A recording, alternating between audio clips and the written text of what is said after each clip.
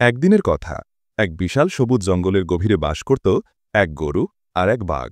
গরুর নাম ছিল গৌরী আর বাঘটির নাম ভিকু।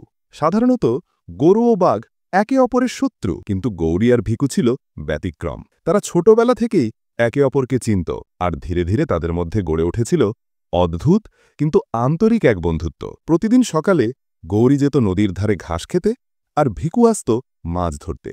দুজনেই তাদের কাজ শেষে পাশাপাশি বসে গল্প করত, রোদে গা সেঁকত আর নদীর জলে নিজেদের প্রতিচ্ছবি লিখত।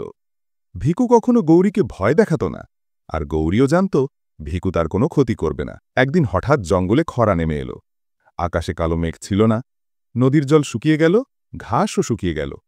জঙ্গলের সব প্রাণী একে একে অন্য বনে চলে গেল খাবারের সন্ধানে। কিন্তু গৌরী যেতে পারল না, কারণ তার এক পায়ে গভীর ক্ষত ছিল। হাঁটাও কঠিন হয়ে গিয়েছিল তার জন্য। ভিকু যখন জানল গৌরী আহত, সে একটুও দেরি না করে প্রতিদিন দূর জঙ্গল থেকে তাজা ঘাস আর পানি এনে গৌরীর সামনে রাখত। বাঘের মতো ভয়ঙ্কর প্রাণী নিজের শিকার ছেড়ে কেবল বন্ধুর জন্য এমন করছ দেখে সবাই অবাক।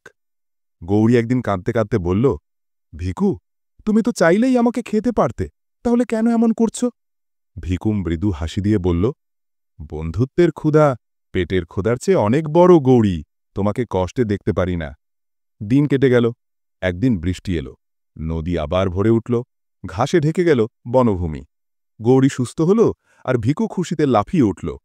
আবার তারা আগের মতো নদীর ধারে মিলিত হল।